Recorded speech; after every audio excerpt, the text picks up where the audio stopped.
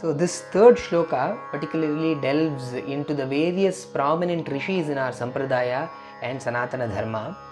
And this is very important because our rishis have to be celebrated and given the due respect and obeisance that they deserve, because without rishis we will not be wherever we are right now. They were the ones who through their tapas, their penance, their austerities were able to give us the Vedas.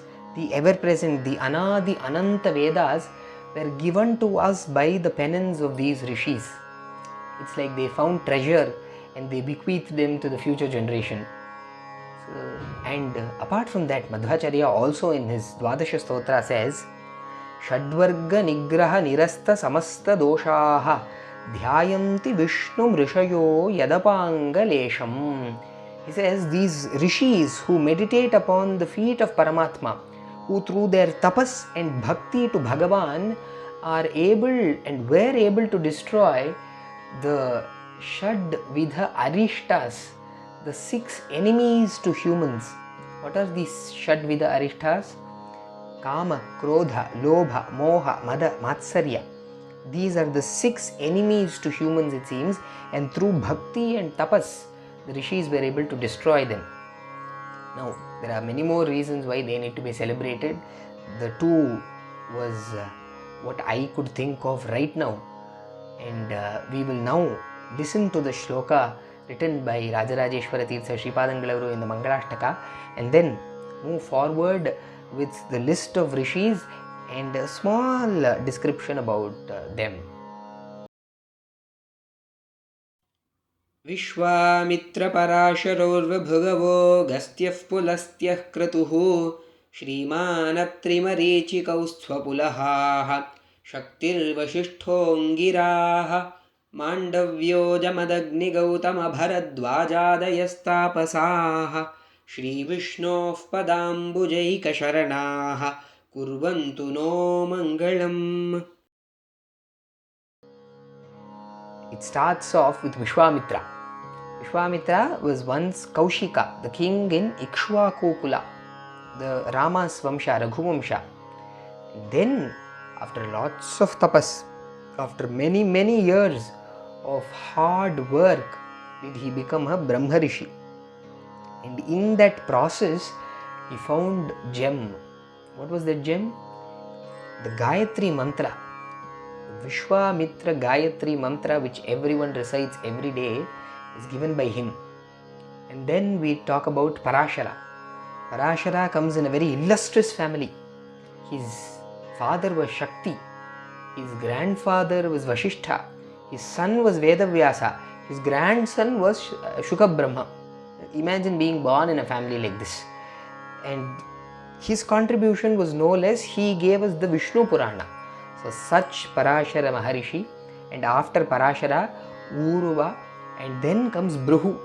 Bhrigu Maharishi, as you might know him from this story of Venkateshwara, this Maharishi was the one who went and tested the Trimurtis, and in that course he, stamped the feet of the chest of Paramatma, and then Mahalakshmi became angry. She left and came to Kolhapur and became the Karveer Nivasani Mahalakshmi, and then Bhagavan came behind her, everything.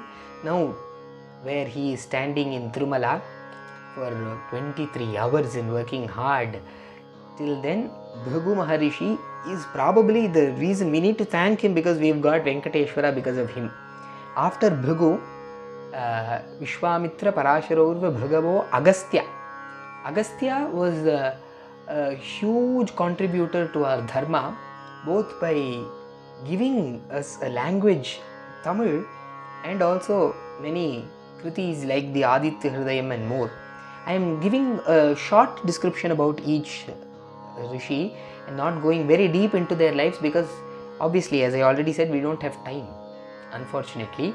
And this, I hope, becomes a spark, if at all it becomes something for you to start researching on these rishis and their contributions on these devatas, and next whatever we are going to see, the Maharajas, the mountains, the rivers, the Veda, Upanishad, Puranas, Sthavara, Jangamas, the astrological planetary orbits and everything else that we are going to discuss later, all these must be a spark for you to learn more. That is what I hope to achieve through this small initiative of mine. Now, after Agastya comes Pulastya. Pulastya is the father of Agastya, and interestingly, he is the grandfather of Ravana and Kubera. Both is there, the same family, Ravana and Kubera. Anyway, after Pulastya, it's Kratu. Kratu is followed by Atri. Atri Maharishi is a very prominent one because he fathered the Trimurtis. Three of them, Brahma, Vishnu, Maheshwara, were born to Atri as Dattatreya, Durvasa and Chandra. Dattatreya was Vishnu, Durvasa was Shiva, and Chandra was Brahma. Brahma doesn't have incarnations. He was an Avesha avatara of Brahma. Shriman Atri Marichi. This is not the Maricha we know in Ramayana. This is Marichi. Marichi was the son of Brahma and he fathered Kashyapa. So he is a very important rishi in the lineage. And after Marichi comes Uchyata. Uchyata is followed by Pulaha. All these are prominent rishis who have given contributions to Dharma. And then comes Shakti. Well, Shakti, as I already discussed when I was talking about Parashara Maharishi, he comes in the same illustrious family. He was the son of Vasishta and father of Parashara. He was killed at a very young age, and Parashara was brought up under Vasishta, his grandfather. Now, Shakti is followed by Vasishta in the list. Vasishta needs no introduction. All of us who have seen Ramanand Sagar's Ramayana know who Vasishta is. He is the Kula Guru of the Ikshvaku Kula. He is the teacher of Rama and a Brahma Rishi. Vasishta is followed by Angiras, and Angiras is followed by Mandavya. Mandavya is followed by Jamadagni. Now we reach another prominent Rishi.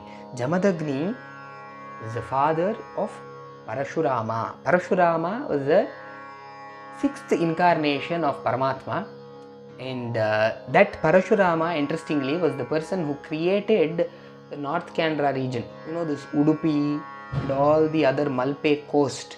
It seems Parashurama, he took that back from Samudra and created his own kingdom there. That is why that is called Parashurama Kshetra. And after Jamadagni comes Gautama. Gautama was a great Maharishi, but I am telling you the story because you might relate easier to that. Gautama was the husband of Ahalya. Ahalya was given Shapa Vimochana by Rama during his lifetime when he was travelling with who? The first Rishi, Vishwamitra. And after Gautama, finally we reach Bharadwaja, who was the last among the Sapta Rishis and a very prominent Rishi who has given us many mantras and contributions. Now, these names in itself are Paramapavana.